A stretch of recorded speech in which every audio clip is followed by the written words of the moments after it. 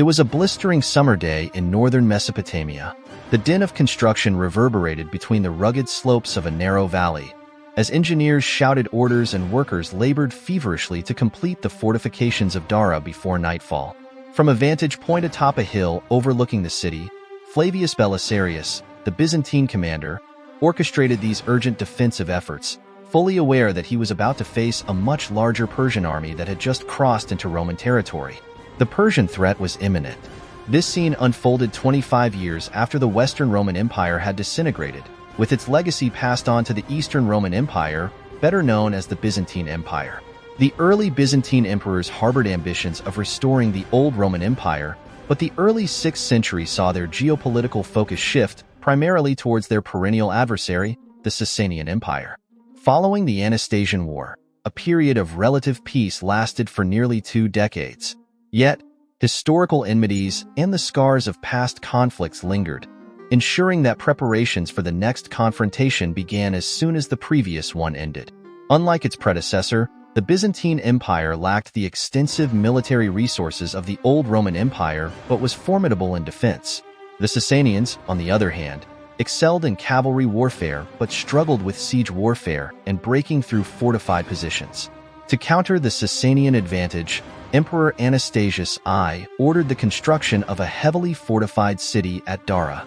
The city, a crucial bulwark on the eastern frontier, was rapidly developed with robust walls, multi-story towers, barracks, and a reliable water supply system, including a canal diverting a local river. Dara was designed to be a refuge for Byzantine forces, a place to rest, resupply, and prepare for further conflicts. Anastasius I's reign also saw significant domestic reforms. His monetary policies, including the introduction of a new currency system and tax reforms, stabilized the economy and enriched the lower classes. By the time of his death in 518 AD, Anastasius had left the Byzantine Empire in a stronger financial position with a substantial budget surplus.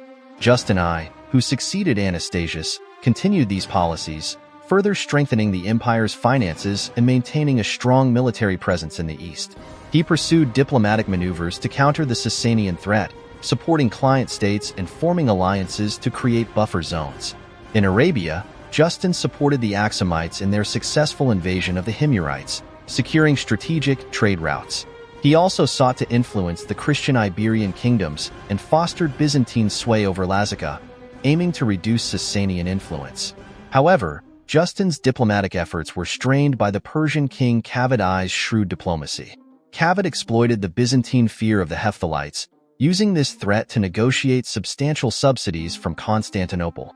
Despite his declining empire, Kavad initiated reforms that rejuvenated the Sasanian state, laying the groundwork for future dominance, though much of the reform work fell to his successor, Khosrow I.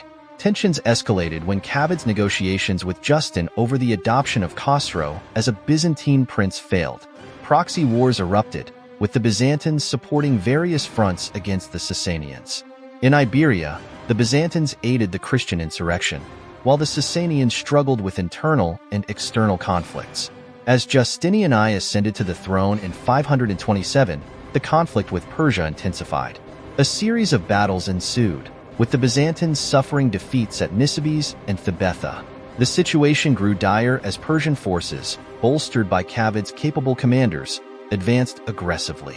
The decisive clash occurred outside Dara. Firas, commanding the Persian army, faced Belisarius's entrenched forces. With a numerical advantage and superior cavalry, Firas sought to overwhelm the Byzantines. Despite Belisarius's defensive preparations, including trenches and strategic positioning, the Persians pressed hard.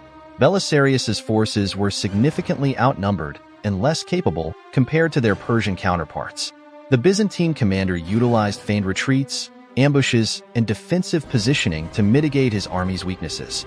A dramatic turn occurred when Belisarius led a counterattack against the Persian inner flank, exploiting disarray within the Sasanian ranks. By the end of the battle, the Byzantines achieved a stunning victory. Despite the casualties on both sides, the loss of Persian troops, including many elite immortals, marked a significant setback for the Sasanians. The Byzantines, though victorious, avoided pursuing the retreating Persian forces to prevent further losses. The Battle of Dara was a pivotal moment, showcasing Byzantine resilience and tactical ingenuity against a formidable adversary. The victory provided a crucial respite and demonstrated the strategic acumen of Belisarius, reinforcing the Byzantine Empire's position in the ongoing struggle with the Sasanian Empire.